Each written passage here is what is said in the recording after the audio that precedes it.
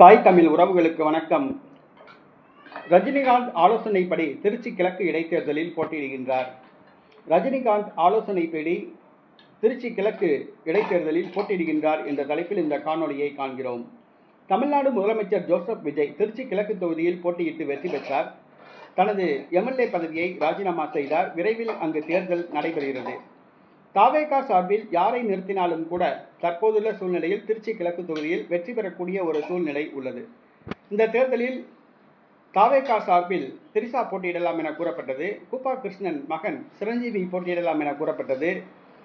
மேலும் நாம் தமிழர் கட்சியிலிருந்து விலகி திருச்சி கிழக்கு தொகுதியில் விஜய் முன்னிலையில் இணைந்த டாக்டர் கிருஷ்ணசாமி போட்டியிடலாம் என கூறப்பட்டது. தற்பொழுது பிரபல தமிழ் திரைப்பட நடிகர் நடன புயல் ராகவா லாரன்ஸ் தாவேகா சார்பில் போட்டியிடலாம் என கூறப்படுகிறது. ராகவா லாரன்ஸ் திருச்சி கிழக்கு தொகுதியில் போட்டியிட ஜோசப் விஜய் விரும்புகிறார். ராகவா லாரன்ஸ் ரஜினிகாந்தை சந்தித்து ஆலோசனை நடத்தியுள்ளார். திருச்சி கிழக்கு தொகுதியில் போட்டியிடலாமா என்று நீண்ட நேரம் ஆலோசனை நடத்தியுள்ளார். நீண்ட நேர ஆலோசனைக்கு பிறகு திருச்சி கிழக்கு இடைத்தேர்தலில் போட்டியிட ராகவா லாரன்ஸ் முடிவு செய்துள்ளார். திருச்சி கிழக்கு தொகுதியில் ஏற்கனவே சென்னையை சேர்ந்த நடிகர் ஜோசப் விஜய் வெற்றி பெற்று ராஜினாமா செய்துவிட்டு சென்று விட்டார்.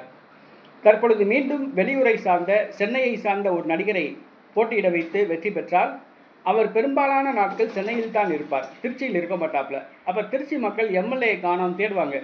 எங்கள் ஊரில் சாக்கடை உடஞ்சி போகுது, குப்பையெல்லாம் ஆள் வர மாட்டேங்கிறாங்க, சாலை வசதி சரியில்லை, குண்டு குழியுமா இருக்குது, தொடர்ந்து மின்தடை ஏற்படுது, கொசு தொல்லை அதிகமாக இருக்குது, கொசு மருந்து அடிக்கணும் அப்படின்னு எம்எல்ஏ தேடி சென்னைக்கு போக வேண்டிய நிலைமை இருக்கும். ஆக இடைத்தேர்தல் இந்த மாதிரி தேர்தலில் மண்ணின் மைந்தர வேட்பாளராக நிறுத்துவது தான் சிறப்பாக இருக்கும். இப்போ ஜோசப் விஜய் அவர் போட்டியிட்டு வெற்றி பெற்று ராஜினாமா பண்ணிட்டு போயிட்டாப்புல. இடைத்தேர்தல் நடக்குது, மண்ணின் மைந்தருக்கு போட்டியிட வாய்ப்பு கொடுக்கணும். மீண்டும் சென்னையை சார்ந்த ஒருத்தருக்கு போட்டியிட வாய்ப்பு கொடுத்தா அவர் ஜெயிச்சுட்டு சென்னையில் போய் உட்காந்துக்கிடுவாப்புல, ஷூட்டிங் போயிடுவாப்புல. அப்போ இந்த மக்கள் பாடுதான் திண்டாட்டம். அதை முதல்ல இந்த அரசியல் கட்சி தலைவர்கள் புரிந்து கொள்ளணும். பொதுவாக தொகுதிகளில் தேர்தலின் பொழுது மண்ணின் மைந்தர்களுக்கு சீட்டு கொடுத்து ஜெயிக்க வைக்கணும். அப்போ தான் மக்கள் தங்களுடைய மக்கள் பிரதிநிதிகளை எளிதில் சந்திப்பதற்கு முடியும்.